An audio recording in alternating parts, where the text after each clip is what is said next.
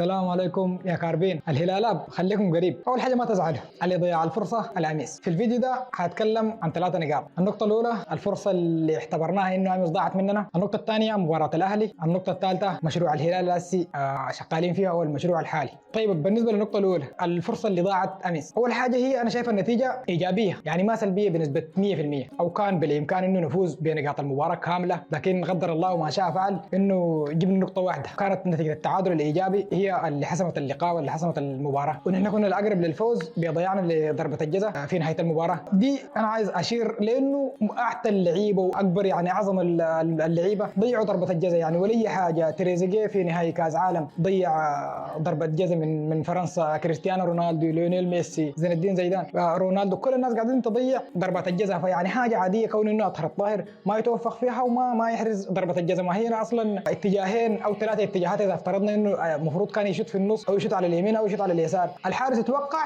قبض الكوره، فعادي يعني ضربه الجزاء تضيع. لكن عموما او مجملا انه الكوره كانت جميله، والهلال لعب كوره بجد، يعني ما كانت كوره سلبيه. لو لاحظنا انه كوره صن داونز كانت معظمها في نص الملعب وفي الدفاع، لكن كوره الهلال كانت اغلبيتها هجوميه، ودي حاجه جميله جدا احنا كنا مفتقدين لها، انه الكوره بتنتقل سريع جدا من الدفاع للهجوم بتاعنا، كوره سلسه يعني عن طريق الوسط. دي حاجه جميله في كورتنا السودانيه شفناها في الهلال. فالناس ما تزعل يعني وما تحزن على النتيجه دي، وان شاء الله معوضه في مباراه الاياب بتاعت الاهلي المصري ان شاء الله تعالى. لانه احنا كده داخلين ب3 فرص. قبل ننتقل للمباراه بتاعت الاهلي نشير لانه غلطه المدرب في تبديل محمد عبد الرحمن الغربال وليليبو في لحظه واحده ده كان غلط برضه، يعني المفروض كان يبغي على واحد فيهم، لانه ده افضل مهاجمين يمكن في الوقت الراهن في افريقيا ككل، مش ناهيك عن الهلال فقط. افضل مهاجمين، فكيف تطلعهم الاثنين وكل الاهداف جابوها لك محمد عبد الرحمن والغربال؟ فانا شايف ده خطا المدرب يتحمله في المقام الاول، بالاضافه للعيبه. لكن برضه النتيجه ايجابيه. دي نقطه كده خلصنا منها. ننتقل للماتش بتاع الاهلي المصري. نحن داخلين ب3 فرص بنفس اللعب بنفس التشكيله الهجوميه احنا عايزين نلعب بها في مصر. من ناحيه انه الاهلي المصري حيحرز اهداف،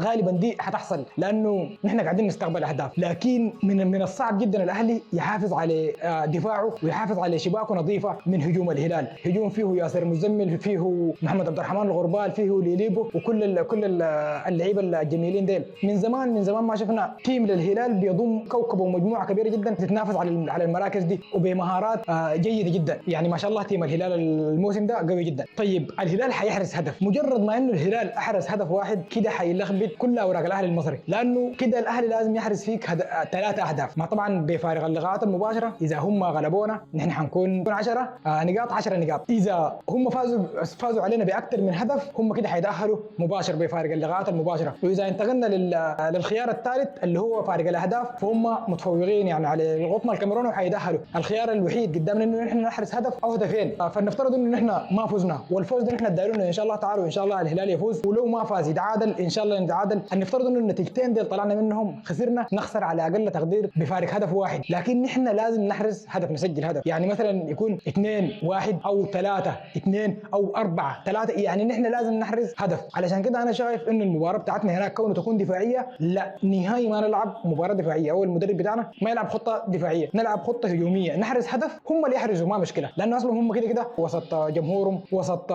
ميدانهم، ده اذا ما حصل اي تكالب من الحاجات اللي احنا عارفينها طبعا. فنتمنى ان شاء الله تعالى انه لعيبه الهلال يكونوا في يومهم ويكونوا في الموعد ويحرزوا على اقل تقدير هدفين علشان يصعبوا المهمه اكثر واكثر ويتاهلوا مباشره ان شاء الله تعالى من الغاهره. وما صعبه على الهلال الموسم ده، يعني ما صعبه، لانه الاهلي اذا جينا هسه عملنا مقارنه في الوقت الراهن يمكن لعيبه الهلال في مراكز كثيره بيتفوقوا على كثير من لعيبه الاهلي على المستوى البدني، على مستوى المهاره، على كده يعني. فما خايفين ان شاء الله تعالى، وان شاء الله قدام. النقطه الثالثه نقطه المشروع اللي قايم فيه الهلال الشعار الموج الازرق ده من اجمل الاتيام اللي انا شفتها. يمكن في 2007 و2008 نحن وصلنا مراكز متقدمه بقياده البرنس وبقياده حموده بشير وعمر بخيت، وكان التيم الجميل جودوين وكرتشو والجماعه. التيم الحالي يمكن افضل من المجموعه كانت في 2007 و2008، لانه ديل مهاريين شديد، ويمكن في كل مركز واحد في منافسه من قبل لاعبين او 3 لعيبه على المركز الواحد. يعني في الدفاع عندنا اكثر من خيار في دكه البدلاء، في الوسط برضه عندنا اكثر من بديل، في الهجوم عندنا اكثر من بديل. فما عاوز اخوض في التفاصيل الكثيره دي، لكن المشروع الحالي للهلال ينبغي الحفاظ عليه وينبغي الشغل والبنيان عليه. يعني ناس صن داونز ديل ما السنه دي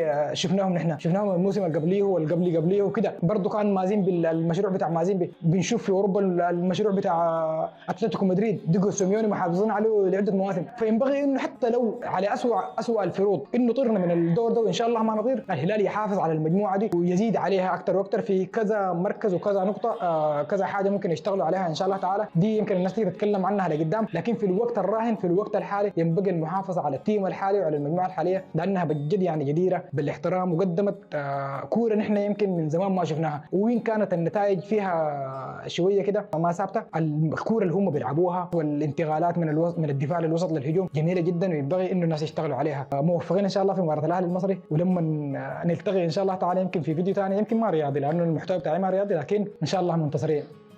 هلال. مليت من الغربة علي ولدي عيد اليمين، داير الرجوع بس كيف يكون، بس كيف يكون، تفكيري فيه هنا من 200.